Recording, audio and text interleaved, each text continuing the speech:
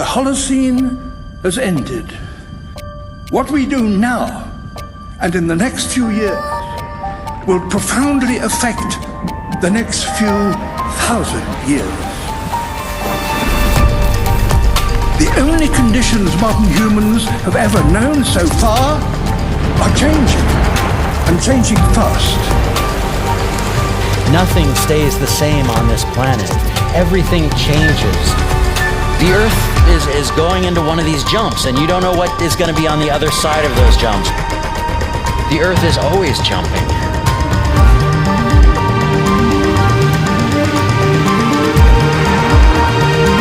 Things move on this planet. Things are not still. Everything is turning.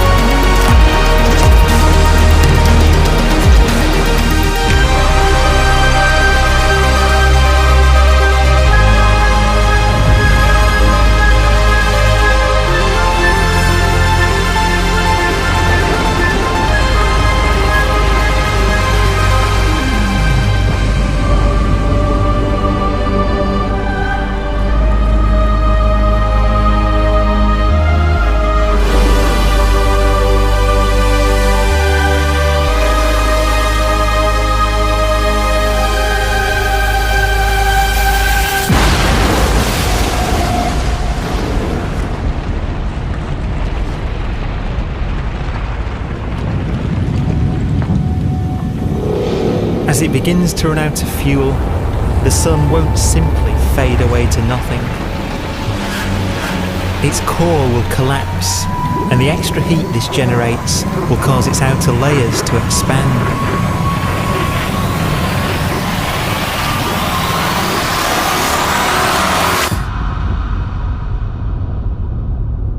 The sun is now dead.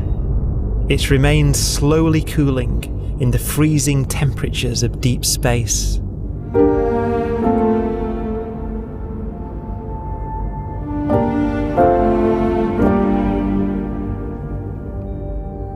The fate of the sun is the same as for all stars. One day they must all eventually die, and the cosmos will be plunged into eternal night. All stars eventually will run out of fuel. The temperature of the universe drops. The stars, one by one, in the night sky, will turn off. And there'll be no more new stars created. And so that the universe will end not with a bang, but with a whimper. And not in fire, but in ice.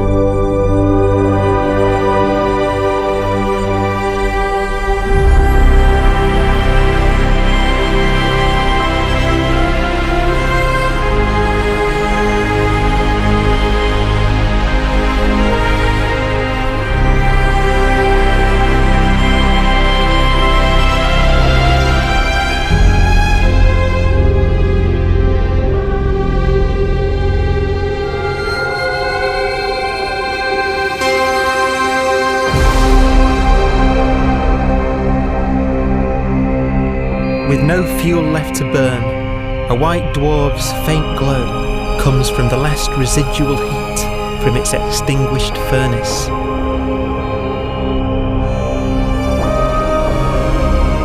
Looking at it from where the Earth is now, it would only generate the same amount of light as the full moon on a clear night.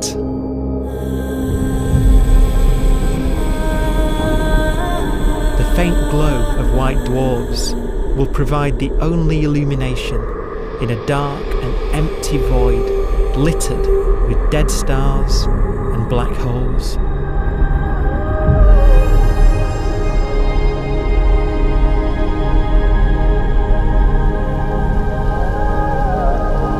some ways, it's kind of a ghost universe. It's the corpses, the zombie stars, that will take us into the future.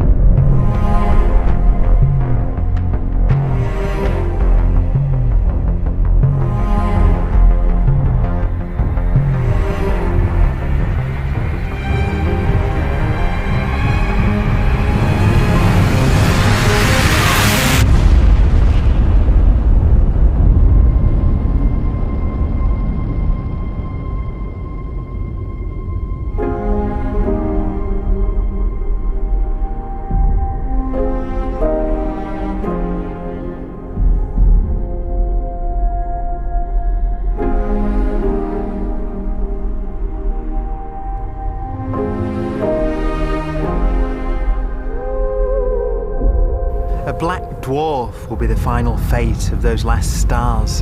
White dwarfs that have become so cold that they barely emit any more heat or light. Black dwarfs are dark, dense, decaying balls of degenerate matter, little more than the ashes of stars. Their constituent atoms are so severely crushed that black dwarfs are 1,000,000 times denser than our sun.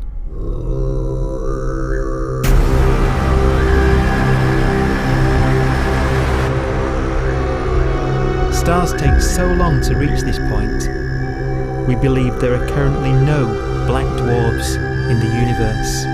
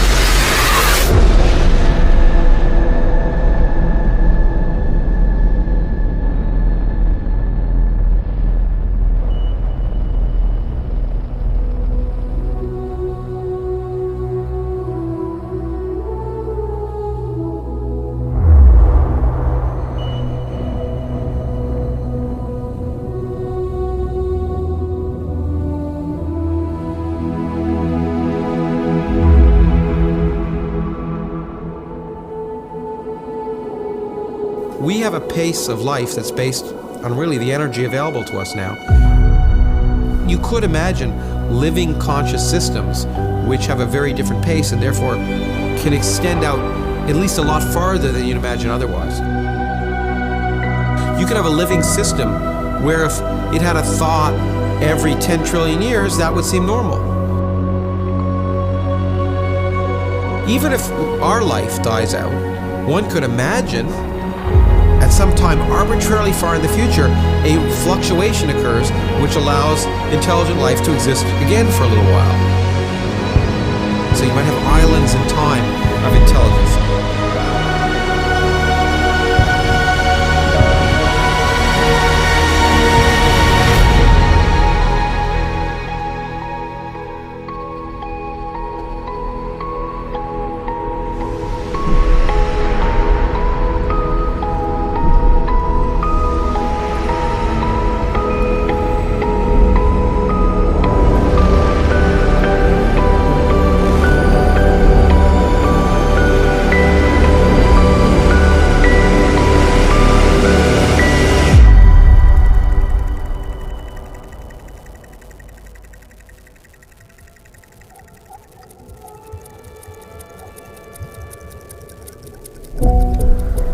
Proton, one of the fundamental building blocks of atomic matter, of what makes us up, can just spontaneously fall apart.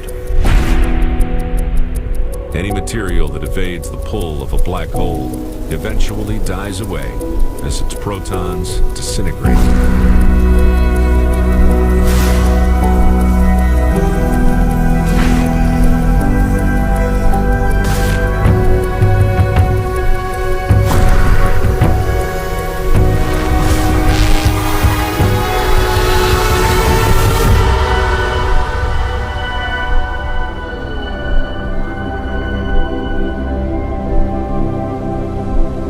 The matter inside black dwarfs, the last matter in the universe, will eventually evaporate away and be carried off into the void as radiation, leaving absolutely nothing behind.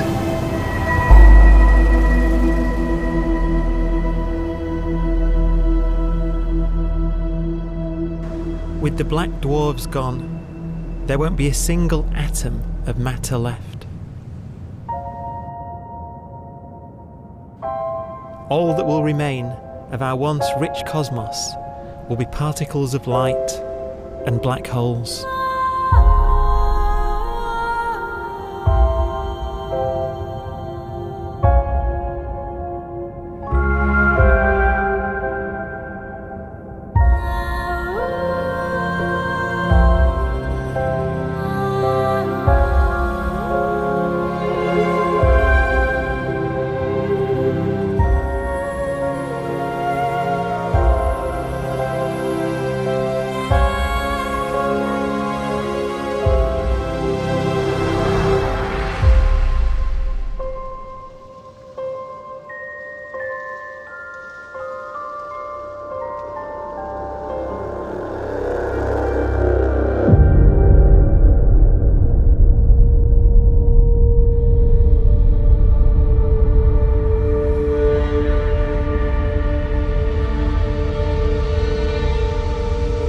The arrow of time creates a bright window in the universe's adolescence, during which life is possible.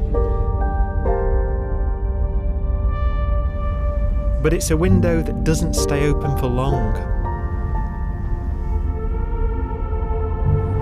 As a fraction of the lifespan of the universe, as measured from its beginning to the evaporation of the last black hole, life, as we know it, is only possible for 1,000th of a billion billion billionth billion billion billionth billion billion billionth of a percent.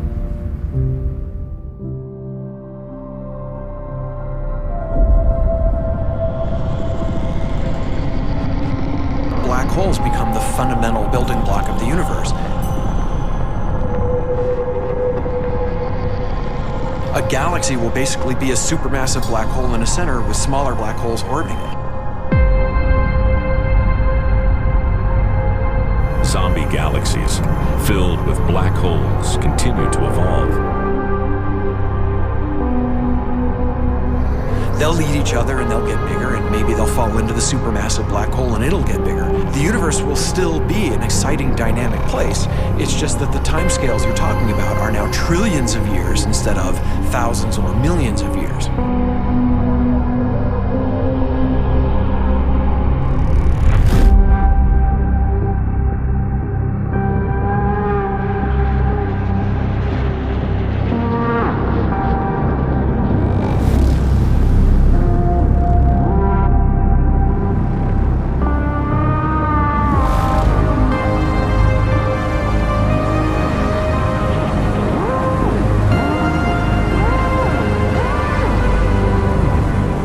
Black holes can bang on space-time like mallets on a drum.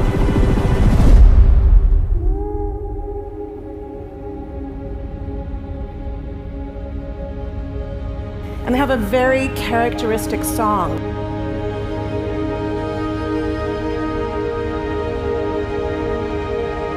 Imagine two black holes that have lived a long life together. At the end of their lives, they're going around each other, crossing thousands of kilometers in a fraction of a second. As they do so, they leave behind in their wake a ringing of space, an actual wave on space-time.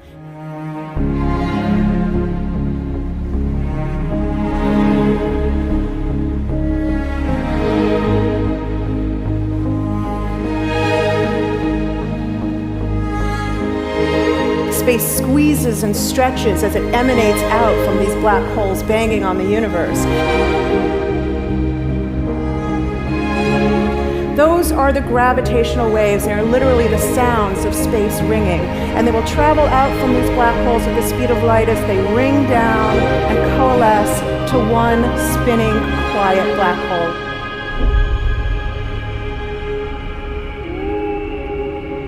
If you were standing near enough, your ear would resonate with the squeezing and stretching of space. You would literally hear the sound.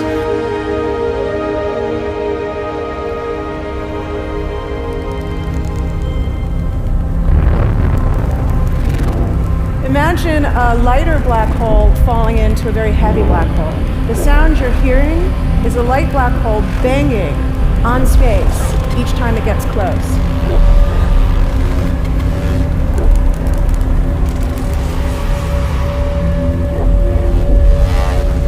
As it falls in, it gets faster and it gets louder.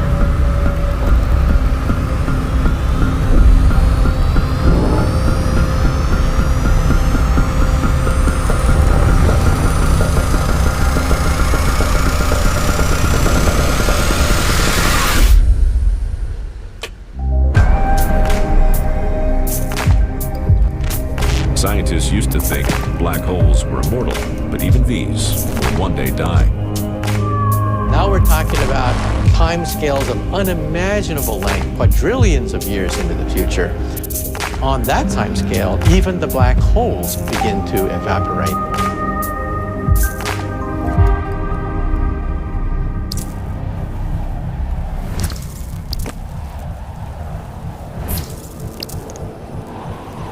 According to quantum mechanics, space is filled with virtual particles, antiparticles, that are constantly materializing in pairs, separating, coming together again, and annihilating each other.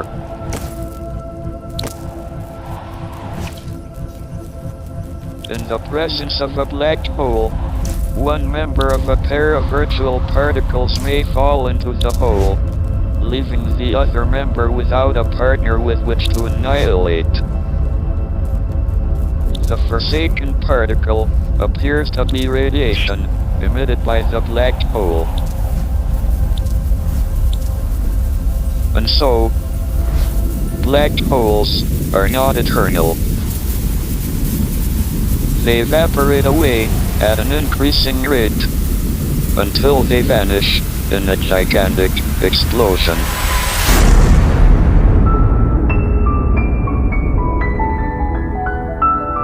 Quantum mechanics has allowed particles and radiation to escape from the ultimate prison, a black hole.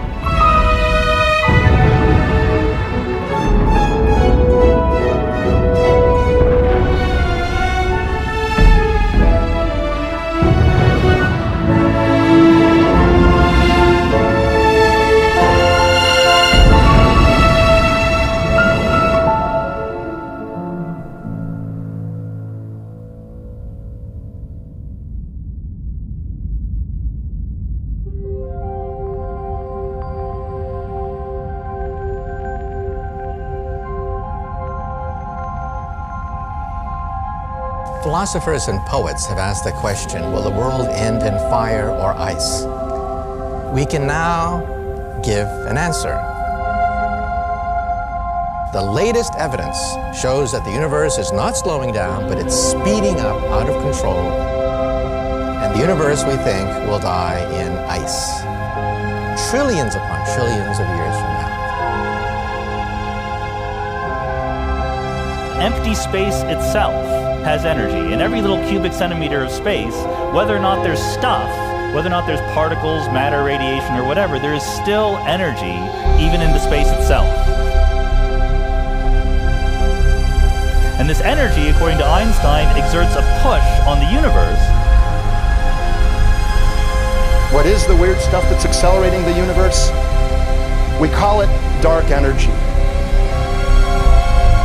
And this stuff is the dominant stuff of the universe. Almost 3/4 of the matter energy content of the universe is this dark energy. And we don't know what it is. Dark energy, unlike matter or radiation, does not dilute away as the universe expands. This has crucial implications for what the universe is going to do in the future.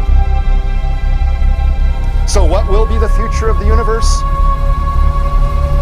Well, if the dark energy remains dominant and repulsive, the universe will expand forever.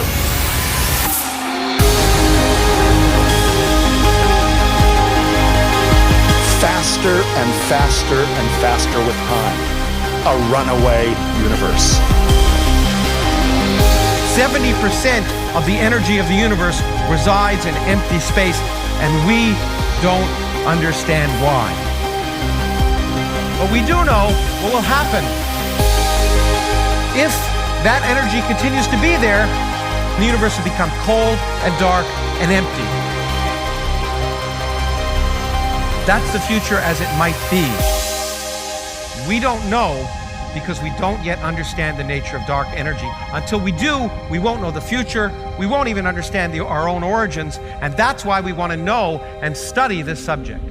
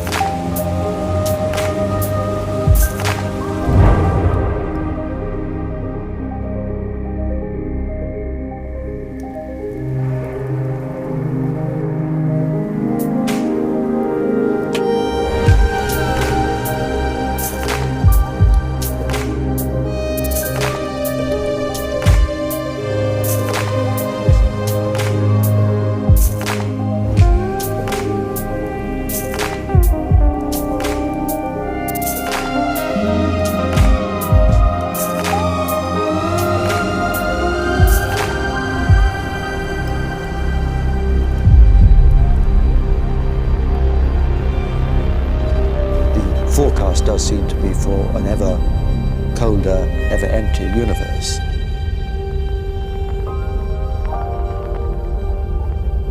But then, of course, we have to ask, could that end lead to a new beginning? And there are ideas whereby what actually is the end of our universe could in some sense be linked to the beginning of a new one.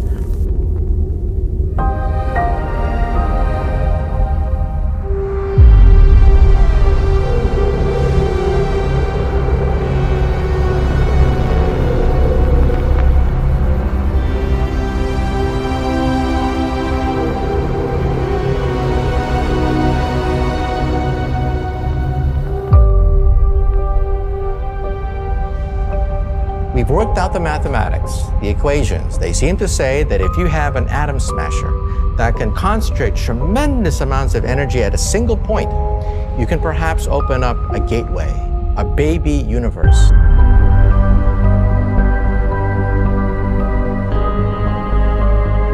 Facing the death of everything there is, this perhaps is their only possibility of escape.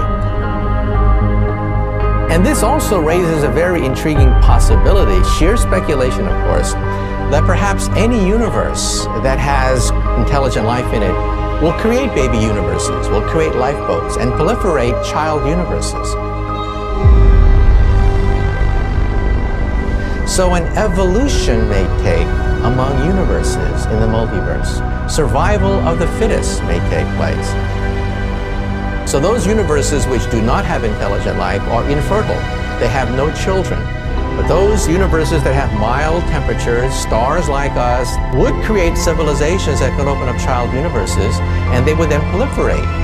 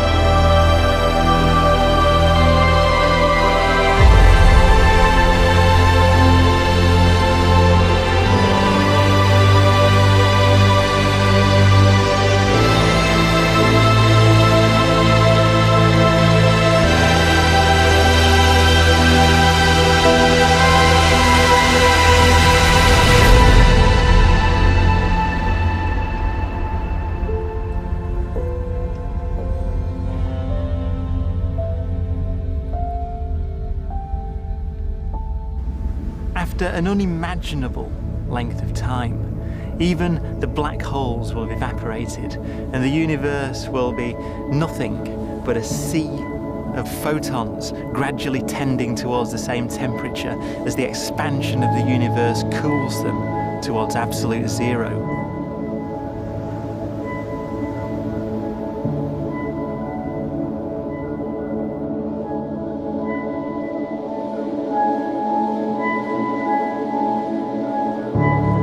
Once the very last remnants of the very last stars have finally decayed away to nothing, and everything reaches the same temperature, the story of the universe finally comes to an end.